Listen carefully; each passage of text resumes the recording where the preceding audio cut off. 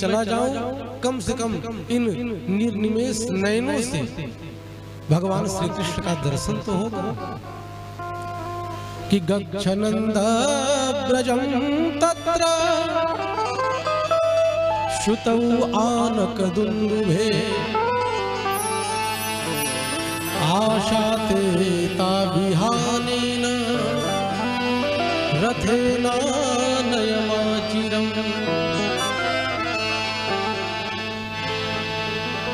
कंस ने कहा गच्छ नंद ब्रजम तत्र, हे अक्रूर जी आप वृंदावन जाएं। और वसुदेव का एक नाम था आनक दुंदुभी। जब ये पैदा हुए थे बहुत नगाड़े बजे थे महाराज, इसीलिए इनका नाम ही पड़ गया आनक दुंदुभी। रात्रि बीता, अब रात्रि में ही अक्रूर जी के मन में सद्विचार, सद्ज्ञान, सद्गुण का प्रवाह हो चला महाराज। अब अक्रूर जी को यही ध्यान आ रहा है कब रात्रि बीते, कब सुबह हो और इन नयनों से कृष्ण और बलराम का दर्शन करने का सुंदर अवसर मिलेगा। अपने भाग्य की सराहना करने लगे। सुबह हुआ, अपने रथ को तैयार किया है अक्रूर जी। मथुरा से वृंदावन की दूरी 12 किलोमीटर की। प्रातः चले हैं और चलते चलते दोपहर हो गया। ऐसे भाव समुद्र में डूब गए अक्रूर जी कि आचार्य श्री सुखदेव जी कहते हैं जब अक्रूर जी जाने लगे तो उनके भीतर अनेकानेक मनोरथ उठने लगे। मनोरथान करो तुच्चैर जनो दैव हतान।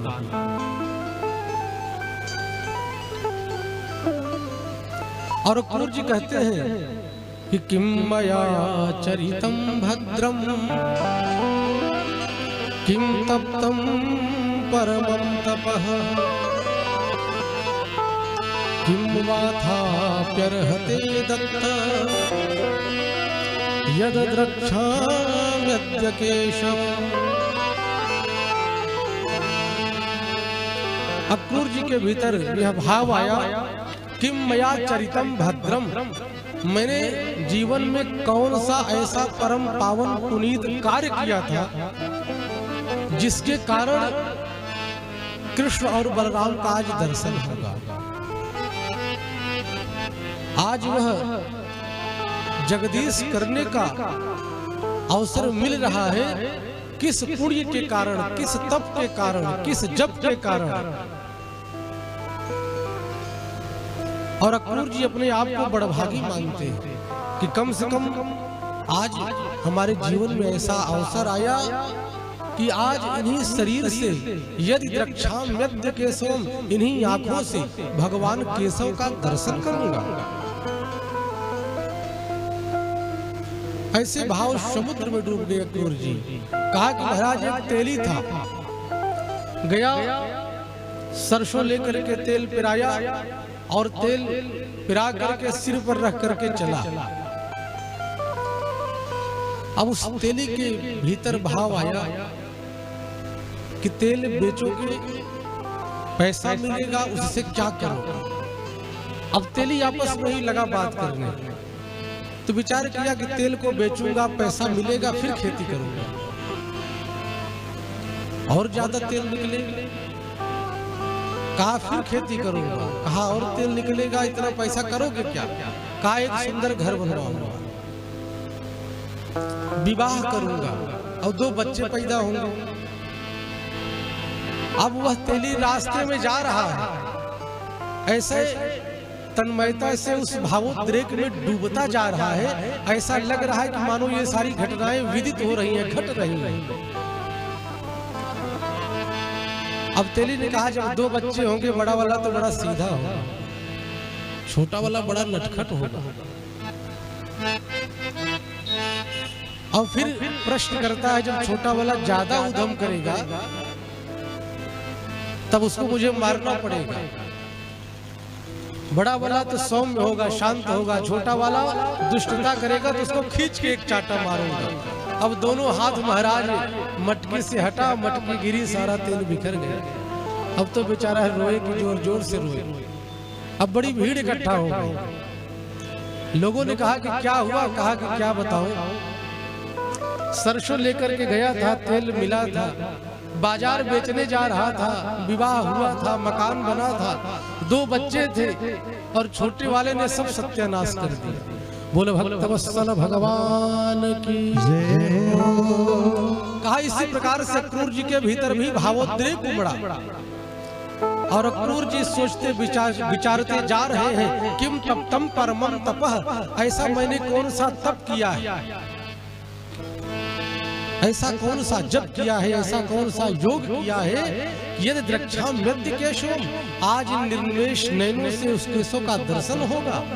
शाम हो गई पहुंचते पहुंचते। तो क्या देखा, जब वृंदावन पहुंचे तो बलदाऊ भैया कंधे पर हल मूसल रख करके और कन्हैया श्याम सुंदर बांसुरी को बगल में लगा करके फेटा बांधे गऊ चारण करके आ रहे थे और गऊ के खुरों से जो धूल के कण उड़ रहे थे वो श्याम सुंदर के ऊपर जाकर के लग रहे थे।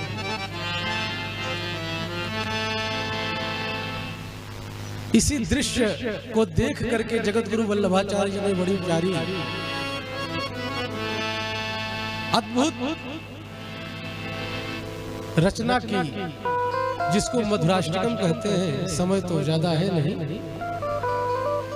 अधरम मधुरम वदनम मधुरम हृदयम मधुरम गमनम मधुरम चरितम मधुरम वलितम मधुरम मधुराधिपतिरखिलम मधुरम। भगवान का चलना मधुर, भगवान का हंसना मधुर, भगवान का देखना मधुर। और जब भगवान बांसुरी बजाते हैं तो कहना क्या, ऐसे मधुराधिपति का सब कुछ मधुर।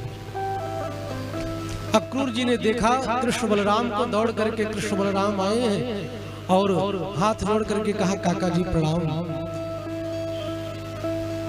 पैर का स्पर्श किया, अक्रूर जी ने आशीर्वाद दिया। तो भगवान तो अंतर्यामी है, बाल कृष्ण प्रभु हाथ जोड़ करके कहते हैं, काका जी आपको कंस ने जिस उद्देश्य से भेजा है उस उद्देश्य का यहाँ जिक्र न करना। मेरे बाबा नंद से नहीं कहना, माता जी जान जाएंगी तो जाने नहीं देगी माँ यशोदा। समझाया, घर पहुंचे, बाबा नंद ने जलपान कराया। तो पहले कोई भी यदि हमारे घर अतिथि आवे तो उससे कुछ पूछो मत, पहला कार्य उसको जलपान कराओ। दूर से आ रहा है थका मादा की स्थिति परिस्थिति, और यहाँ तो पहले ही प्रश्न की झड़ी लग जाती है हमारा, तब जाकर के जलपान आता है। बाबा नंद जी के यहाँ अक्रूर जी पहुंचे, बाबा नंद ने जलपान कराया और जब थोड़ी तसल्ली हुई तब जाकर के पूछा कि कहो अक्रूर जी आपका आना कैसे हुआ। तब अक्रूर जी ने बताया, कहा कि मुझे तो लगता है कि कंस की बुद्धि बदल गई है, उसके भीतर परिवर्तन हो गया है। उसने एक धनुष यज्ञ का आयोजन किया है और उस मेले में आप लोगों को निमंत्रण दिया है, कृष्ण बलराम को विशेष रूप से। अब यह जैसे ही सुना, अंदर से माँ यशोदा दौड़ करके आई और अक्रूर जी के ऊपर भड़क गई और कहा कि अक्रूर जी, जिस दुष्ट ने जब से मेरा पुत्र जन्म लिया है, 6 दिन का था तो पूतना मारने आ गया, 8 दिन का था तो सकटासुर, 12 दिन का हुआ तो त्रिडावर, तघासुर, अरिष्टासुर, प्रलंबासुर, धेनुकासुर, एक एक असुर को भेजता रहा। जब से मेरा पुत्र हुआ, मेरे घर लाला का जन्म हुआ, मेरे लाला को मारने के लिए उस दुष्ट ने कितने राक्षसों को भेजा, और आप कहते हैं कि मैं अपने छोटे से बाल कृष्ण को उस काल की दाल में भेज दूं। आपने विचार कैसे कर लिया? आचार्य श्री सुखदेव जी कहते हैं, कन्हैया ने समझाया। 11 वर्ष के कन्हैया ने माँ को पकड़ करके कहा कि मैया तू क्या चाहती है? पूरे गांव के सारे बच्चे मेला देखने जाएं, क्या तू चाहती है तेरा लाला मेला देखने न जाए? अब इस कन्हैया के वचनों को जब मैया ने सुना, अब माँ तो माँ है, अब भीतर डर भी है और सोच भी रही है, विचार कर रही है कि गांव के सबरे बालक मेला देखने जाएं, क्या मेरा लाला मेला देखने का अधिकारी नहीं? जैसे तैसे करके कन्हैया ने मैया को मनाया, रात्रि को भोजन हुआ और यह बात पूरे ब्रजमंडल में फैल गई कि कोई अक्रूर नाम का व्यक्ति आया है जो कन्हैया को ले जाने की बात करता है। आचार्य श्री सुखदेव जी कहते हैं, रात्रि में गौ माता, बछड़े, ब्रज स्त्रियां, युवतियां, ग्वाल बाल किसी ने रात्रि में भोजन नहीं किया और सब आपस में विचार करते हैं कि हम लोग कितनी अभागन हैं कि आज हम लोगों के बीच से श्याम सुंदर चले जाएंगे और मथुरा के जो लोग हैं, जो स्त्रियां हैं, उनके भाग्य की सराहना करते हुए कहती हैं कि श्याम सुंदर का दर्शन मिलेगा। कितनी सद्भाग्य है और हम लोग कितनी अभागन हैं। अब तो महाराज रात्रि में ही बड़ा शोक विषाद हुआ। 12 बजे रात्रि में जब कन्हैया की नींद खुली तो कन्हैया ने क्या देखा कि बिस्तर पर माँ यशोदा नहीं है और कन्हैया ने जब इधर उधर देखा माँ यशोदा कहीं दिखी नहीं, तो जाकर के आंगन में देखा तो एक खंभे से सर लगा करके माँ यशोदा रुदन कर रही है। छोटे से कन्हैया ने जब मैया को रोते हुए देखा तो कन्हैया भी रोने लगे और माँ को पकड़ करके बहुत रोया और माँ यशोदा कहती है कि कन्हैया, जब तू गौ चारण करने भी जाता था तो मेरा जीवन तो तेरे इंतजार में गुजरती, तेरी बाट निहारती यशोदा, तेरी राह तकती कि कब कन्हैया आएगा और माखन मिश्री उसको पवाऊंगी, खिलाऊंगी। तो कहा कि कन्हैया, जब से तू मेरे जीवन में आया तेरे बिना एक पल भी मैंने अपने जीवन को जिया ही नहीं और तू कल छोड़ करके चला जाएगा, मैं कैसे रहूंगी? तेरे बिना तो रहना मैंने सीखा नहीं कन्हैया। जब से तू आया तेरे भीतर ही मेरा प्राण बसता है। जैसे तैसे करके कन्हैया ने समझाया, कहा कि मैया परश्वः आगमिष्यामि, हे माँ मैं कल जाऊंगा और परसों मेला देख करके चला आऊंगा। जैसे तैसे करके माँ को समझाया। रात्रि बीती, सुबह हुआ और अक्रूर जी ने अपने रथ को तैयार किया और भगवान श्री कृष्ण के जो भी ग्वाल बाल थे, सखा मंडली तैयार हुई कि कन्हैया के साथ मथुरा चलूंगा और परसों मेला देख करके चला आऊंगा। आचार्य श्री सुखदेव जी कहते हैं, बड़ा ही करुण क्रंदन हुआ। अक्रूर जी रथ पर बिठाले हैं और वो जब वहां से जाने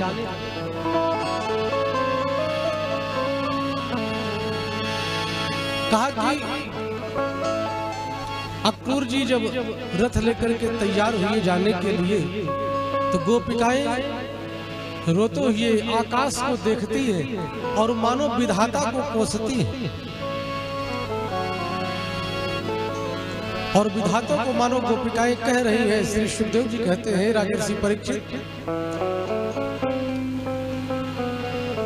कि आहो विधाता स्तवन क्वचित् दया संयोज्य मैत्र्या प्रणयेन देहिनः हितांश्चाकृतार्थान् विगुणं च पार्थकम् विक्रीडितं तेर्भगचेष्टितं यथा गोपिकाएं कहती हैं अहो विधाता स्तवना क्वचित दया, हे विधाता तेरे भीतर जरा सी भी दया नहीं। संयोज्य मैत्रा प्रणयेन देहिनः, पहले तो मनुष्य से मनुष्यों का संयोग कराता है और जब प्रेम बढ़ जाता है तब वियोग करा देता है। प्राणियों से संयोग कराता है, मैत्री कराता है और जब संयोग प्रेम बढ़ जाता है तो उनका वियोग करा देता है।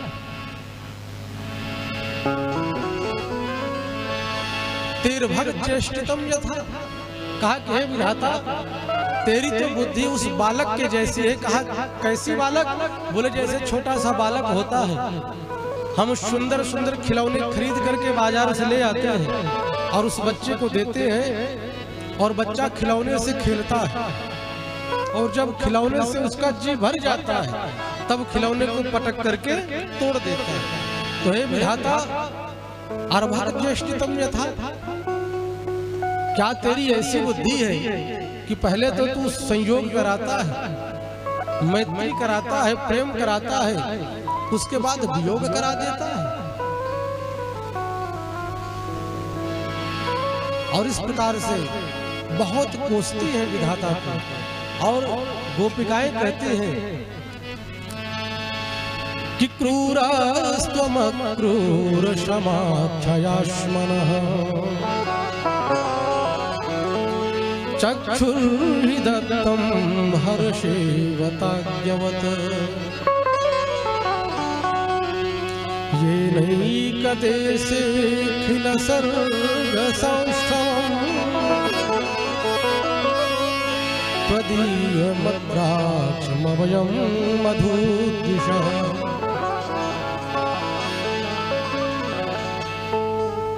गोपिकाएं कहती हैं मुझे तो लगता है कि वह विधाता अक्रूर के रूप में क्रूर बन करके आ गया। क्रूरस्त मक्रूर समाख्यास्मनः, और यह विधाता अक्रूर के रूप में क्रूर बन करके आया। और धन्य है मथुरा की स्त्रियां, वहां के वासी जिनको भगवान का आज दर्शन हुआ। और दुर्भाग्य तो इस वृंदावन का कि जहां से श्याम सुंदर चले जाएंगे। बड़ा रुदन किया। एक गोपी कहती है अरे सखियों अगर आप ऐसे रोएंगी तो अपने गांव के बूढ़ बुजुर्ग भी खड़े हैं, ये क्या विचार करेंगे।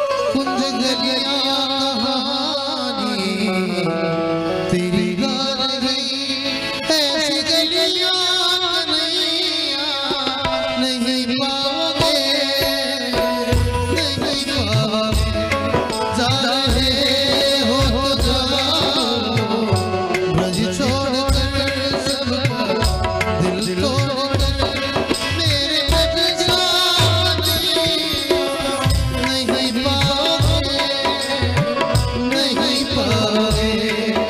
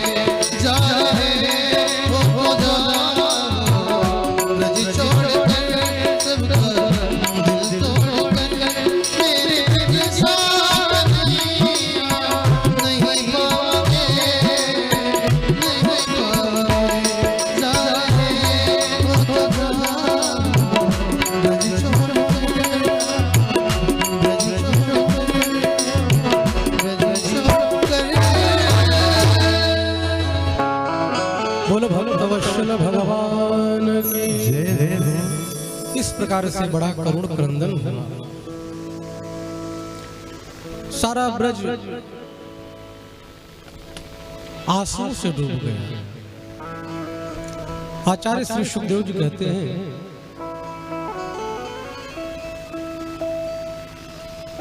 अक्रूर जी जब लेकर के कृष्ण बलराम को जाने लगे तो आचार्य श्री सुखदेव जी कहते हैं कि माँ यशोदा दौड़ पड़ी। और जब माँ यशोदा, क्योंकि जब अक्रूर जी कृष्ण और बलराम को अपने रथ पर लेकर के जाने लगे तो माँ मूर्छित हो गई।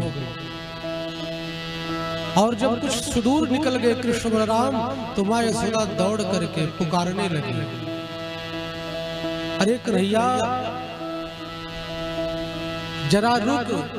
इसी प्रकार चित्कार करते हुए माँ यशोदा जब आगे बढ़ी, कृष्ण बलराम ने माँ यशोदा के शब्दों को सुना, रथ से कूद पड़े और माँ यशोदा के गले से लिपट करके बड़ा रुदन किया। श्री सुखदेव जी ने कहा कि माता यशोदा ने इतना रुदन किया, कृष्ण और बलराम के सिर को आंसुओं से भिगो दिया। और यशोदा हाथ जोड़ करके कहती है कि कन्हैया, मुझे तो आज यह बात पता चली कि तू तो मेरा पुत्र ही नहीं है, तू तो वसुदेव का पुत्र है। ये बात तो मुझे आज पता चली। और तुझे रोकने का मेरे पास कोई शब्द नहीं है और न तो अधिकार है। तुझे रोकने का कोई अधिकार नहीं मेरा। और माँ यशोदा कहती है कि हे कन्हैया, यदि हो सके तो इस लीला का कभी स्मरण नहीं करना कि थोड़े से माखन मिश्री की मटकी को फोड़ने के लिए तुझे उलूखल से बांध दिया था।